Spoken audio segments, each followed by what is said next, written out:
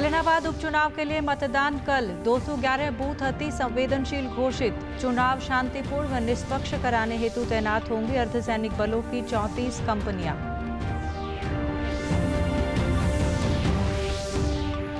उप मुख्यमंत्री दुष्यंत चौटाला ने कहा, प्रदेश के असंगठित मजदूरों को विभिन्न सरकारी योजनाओं का लाभ देकर सशक्त करने के लिए तैयार किया जाए डेटाबेस।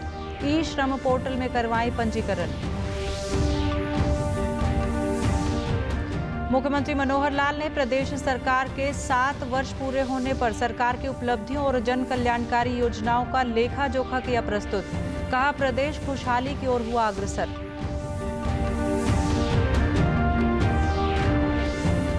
और कनीना सामूहिक बलात्कार मामले में नारनौल न्यायालय ने 3 मुख्य दोषियों को 20-20 साल के कारावास की सुनाई सजा। 20-20 हजार रुपए का जुर्माना लगाने का भी दिया आदेश। नमस्कार, मैं मंजू सिंधु और अब खबरें विस्तार से। कल होने वाले एलनाबाद उपचुनाव को लेकर तैयारियां अंतिम चरण में हैं। उपायुक्त ने आज दोपहर बाद पोलिंग पार्टियों को आवश्यक दिशा निर्देश दिए और चुनाव सामग्री देकर अपने अपने क्षेत्रों के लिए रवाना किया। जिला निर्वाचन अधिकारी अनीश यादव ने बताया कि एलनाबाद उपचुनाव के लिए 211 बूथ बनाए गए हैं, जिनमें 121 बूथ संवेदनशील व अति संवेदनशील हैं। सुरक्षा के पुख्ता बंदोबस्त किए गए हैं। उन्होंने बताया कि मतदाताओं के लिए मास्क पहनकर आना अनिवार्य होगा।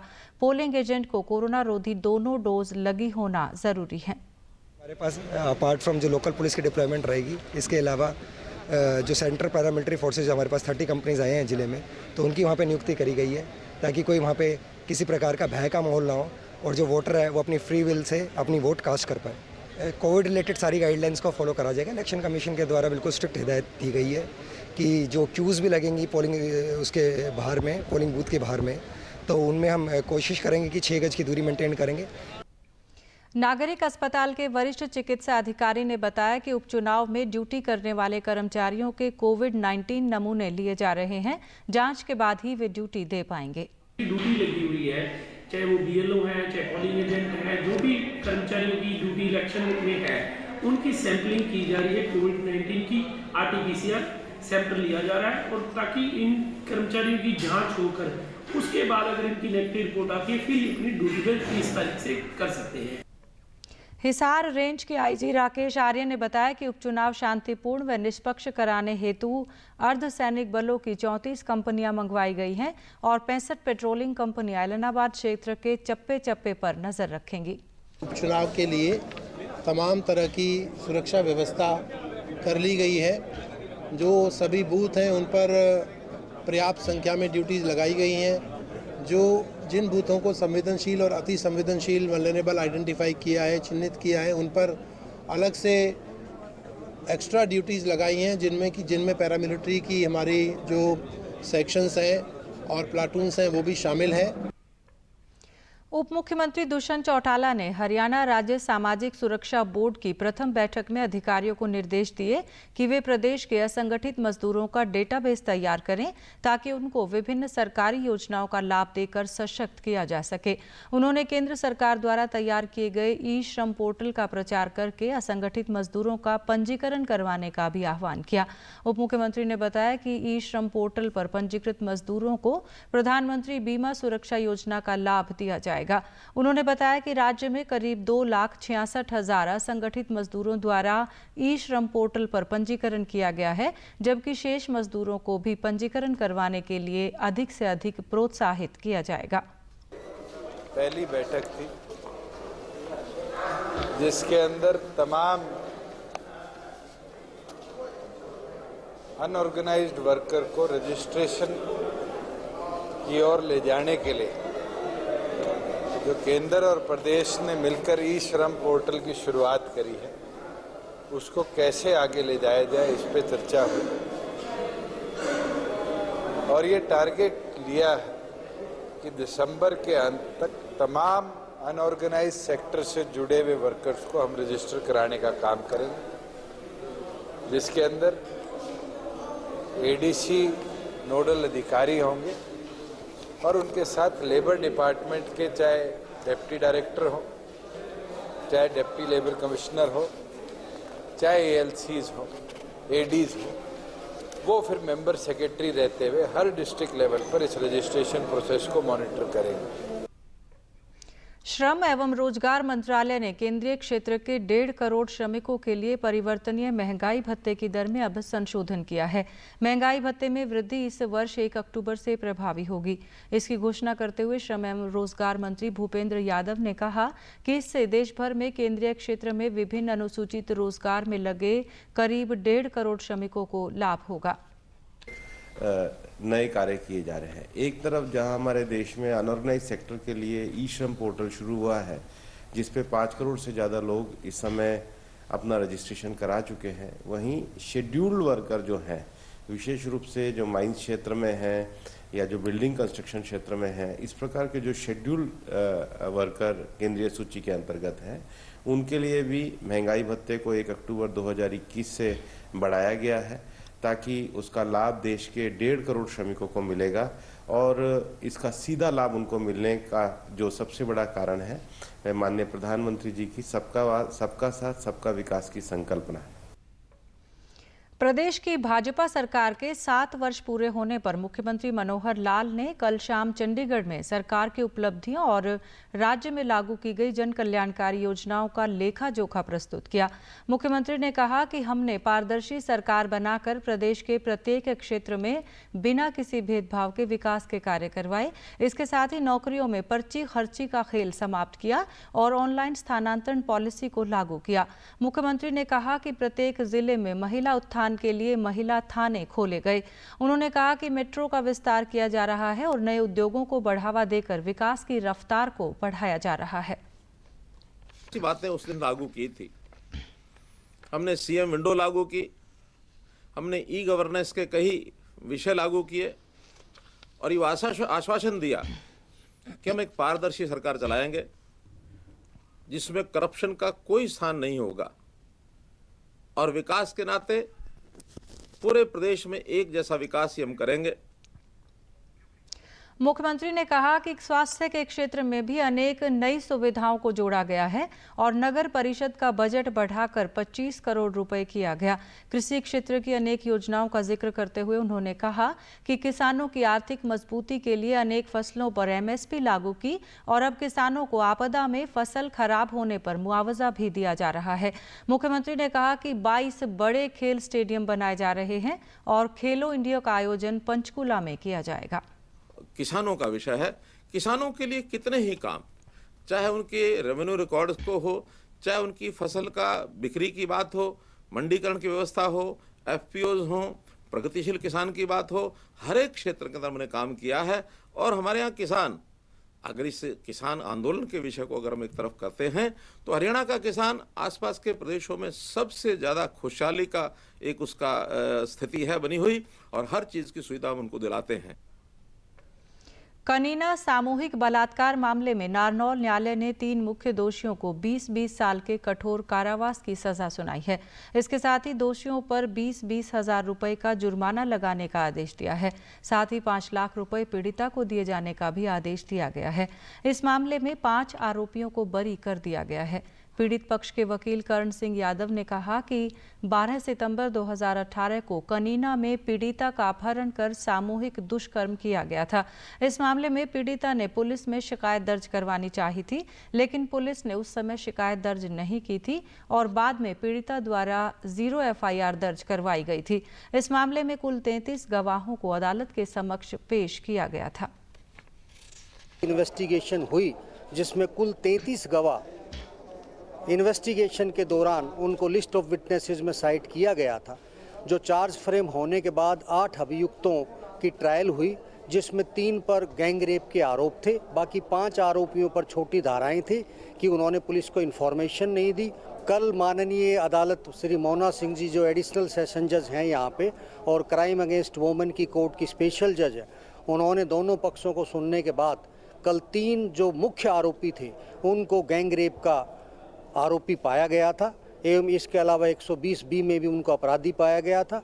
आज क्वांटम ऑफ सेंटेंस के ऊपर दोनों पक्षों को सुना गया है एवं दोनों पक्षों को सुनने के उपरांत अदालत ने तीनों अभियुक्तों को 20-20 साल का कठोर कारावास गैंग रेप के सेक्शंस में दिया गया है। सूचना एवं प्रसारण मंत्रालय भारत की आज़ादी के 75 वर्ष पूरा होने पर आज़ादी का अमृत महोत्सव मना रही है। इसी श्रृंखला में 75 क्रिएटिव माइंड्स ऑफ टुमारो प्रतियोगिता का आयोजन किया जा रहा है। इसके तहत फिल्म निर्माण के क्षेत्र में युवाओं को अपनी रचनात्मकता प्रदर्शित करने का अवसर भी प्रदान किया जा रहा है, जिसमें IFFI युवा फिल्म निर्माताओं से आवेदन आमंत्रित कर रहा है। आवेदन आमंत्रित करने की तिथि अब बढ़ाकर 1 नवंबर मध्य रात्रि तक कर दी गई है। इनमें से 75 युवा फिल्म निर्माताओं का चयन किया जाएगा। दिल्ली के टिकरी बॉर्डर पर बैठे आंदोलनरत किसानों द्वारा लगाए गए बैरिकेड्स हटाने की कार्रवाई शुरू हो गई है। दिल्ली पुलिस की DCP ईस्ट प्रियंका कश्यप ने बताया कि हाईवे पर लगे हुए बैरिकेड्स हटाए जा रहे हैं। भिवानी के अशन कुमार को द्रोणाचार्य अवार्ड से सम्मानित किया जाएगा। फिलहाल अशन कुमार भारतीय कबड्डी टीम के कोच हैं। इससे पूर्व अशन कुमार अर्जुन अवार्ड से भी सम्मानित हो चुके हैं। इससे उनके परिवार में खुशी का माहौल है। अशन कुमार ने कहा कि सरकार की खेल नीति काफ़ी अच्छी है। इससे प्रोत्साहित होकर खिलाड़ी राष्ट्रीय और अंतर्राष्ट्रीय स्तर पर देश का नाम रोशन कर रहे हैं। हर टाइम होती है, इसको और बेहतरीन बनाया जाए तो और अच्छी हो जाएगी। खेल नीति फिलहाल ठीक है, कोशिश की जानी चाहिए कि इसको और अच्छा और बेहतरीन बनाने की प्रयास करें ताकि खिलाड़ियों का भविष्य और उज्जवल हो। कल ये घोषणा हुई है अर्जुन अवार्ड की सन कुमार जी को, तो सुबह ही हमें बहुत ज़्यादा खुशी हुई थी और ऐसी ही खबर मिलते ही फिर हम चले आए कि चलो से एक बार सम्मान करके आते हैं। बहुत खुशी हुई। चंडीगढ़ में आयोजित हरियाणा अफ्रीका कॉन्क्लेव में अफ्रीका और हरियाणा के बीच द्विपक्षीय व्यापार और कनेक्टिविटी को बढ़ाने पर बल दिया गया। प्रदेश सरकार द्वारा दोनों पक्षों के बीच प्रचलित सांस्कृतिक संबंधों को समझने के लिए पंचकुला में सांस्कृतिक कार्यक्रम भी आयोजित किया गया। कॉन्क्लेव के दौरान कृषि, कौशल विकास, शिक्षा, सूचना प्रौद्योगिकी, कृषि आधारित खाद्य प्रसंस्करण, डेयरी, खेल, सांस्कृतिक आदान प्रदान, पारस्परिक हित और कई अन्य क्षेत्रों में सहयोग की संभावनाओं पर चर्चा की जा रही है। इस दौरान अफ्रीकी देशों के प्रतिनिधिमंडल ने पंचकुला के पिंजौर स्थित ऐतिहासिक यादविंद्रा गार्डन का भी दौरा किया। उनके स्वागत में हरियाणवी कलाकारों ने नगाड़ा व हरियाणवी लोक नृत्य की प्रस्तुति दी। हरियाणा पर्यटन निगम के अधिकारियों द्वारा उन्हें यादविंद्रा गार्डन के इतिहास के बारे में जानकारी दी गई। DD न्यूज़ हरियाणा पर देश और प्रदेश से जुड़ी खबरों को विस्तार से जानने के लिए आप हमारे साथ फेसबुक, ट्विटर और यूट्यूब के माध्यम से भी जुड़ सकते हैं।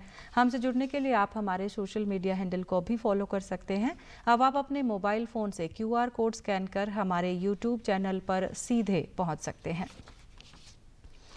केंद्रीय गृह मंत्रालय ने कोविड-19 महामारी के प्रसार को रोकने के लिए देश भर में लागू प्रतिबंधों को अब 30 नवंबर तक बढ़ा दिया है। इससे पहले मंत्रालय ने राज्यों और केंद्र शासित प्रदेशों से जांच, पहचान, उपचार, टीकाकरण और कोविड-19 उपयुक्त व्यवहार संबंधी 5 स्तरीय रणनीति पर ध्यान केंद्रित करने को कहा।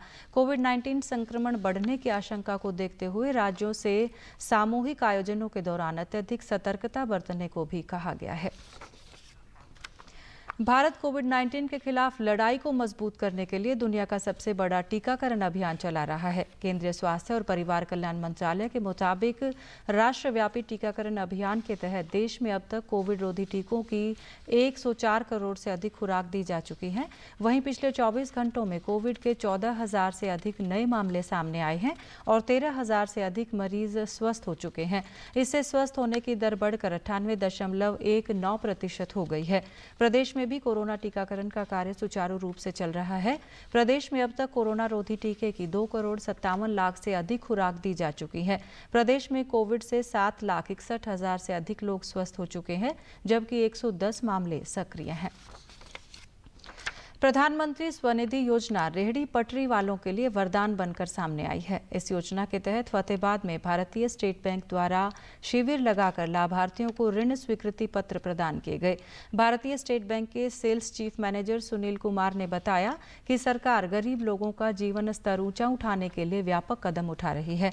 इसी कड़ी में आज अनेक रेहड़ी पटरी वालों को 20,000 रुपए के ऋण स्वीकृति पत्र दिए गए हैं।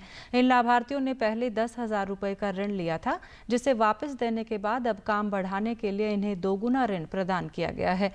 डिजिटल ट्रांजैक्शन करने पर इनका ब्याज भी माफ हो जाएगा। उन्होंने कहा कि इन लाभार्थियों का बैंक से लेन देन सही रहा तो आगे चलकर इन्हें 50,000 रुपए तक का ऋण देने की व्यवस्था भी की गई है। उनकी सपोर्ट करने के लिए हम उनको क्रेडिट यानी कि हम लोन फैसिलिटी जो है वो देते हैं। तो इसके इसमें फर्स्ट इंस्टॉलमेंट के तौर पे 10,000 रुपये की स्कीम शुरू की थी, भारत सरकार ने लेके आई थी स्कीम। तो बैंक ने उसमें काफ़ी अच्छा हमने किया है, कोशिश की है सभी लोगों तक पहुंचने की और उनको ऋण की सुविधा देने की। लाभार्थियों ने बताया कि प्रधानमंत्री स्वनिधि योजना से उनके काम अच्छे चल रहे हैं। पहले वर्ष में लिए गए ऋण की राशि लौटाकर अब 20,000 रुपये का ऋण प्राप्त कर वे अपने आप को गौरवान्वित महसूस कर रहे हैं। भारतीय स्टेट बैंक ने लोन दिया है जी। 10,000 का लोन ले चुका हूँ मैं, पहले एक उसकी किस्त चुका दी है मैंने। दूसरा लोन लेने के लिए मैं यहाँ पर फॉर्म भरने के लिए आया था, वो मेरे को अब 20,000 का लोन दे रही है। मैं सब्जी की ड्यूटी करता हूँ। मैंने पहले यहाँ SBI बैंक से 10,000 रुपये लोन लिया था, उसकी सब मैंने किस्तें पूरी कर दिया। अब मैंने 20,000 रुपये के लोन के लिए अप्लाई किया है, इससे हमको बहुत फायदा है। डैडी के राशन कार्ड बने ये अपने लाइसेंस उसके 10,000 रुपये दे रहे अपने स्टेट बैंक वाले, फॉर्म ले रहे। अंत में इस बुलेटिन के मुख्य समाचार एक बार फिर। इलाहाबाद उपचुनाव के लिए मतदान कल। 211 बूथ अति संवेदनशील घोषित। चुनाव शांतिपूर्ण व निष्पक्ष कराने हेतु तैनात होगी अर्धसैनिक बलों की 34 कंपनियां।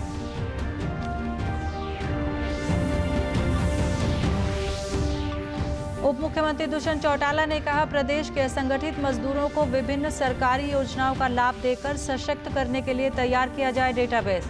ई श्रम पोर्टल में करवाएं पंजीकरण।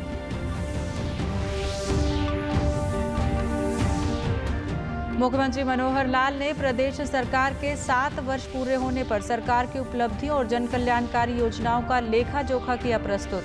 कहा, प्रदेश खुशहाली की ओर हुआ अग्रसर। और कनीना सामूहिक बलात्कार मामले में नारनौल न्यायालय ने 3 मुख्य दोषियों को 20-20 साल की सजा के कारावास की सजा सुनाई। 20-20 हजार रुपए का जुर्माना लगाने का भी दिया आदेश। सभी दर्शकों से अपील है कि आप जब भी घर से बाहर निकलें तब मास्क जरूर पहनें, 2 गज की दूरी बनाए रखें और एक नियमित अंतराल पर अपने हाथ धोते रहें। और अगर आप पात्र हैं तो टीकाकरण जरूर करवाएं, तभी आप कोरोना महामारी से बच सकते हैं। आज के बुलेटिन में बस इतना ही। नमस्कार।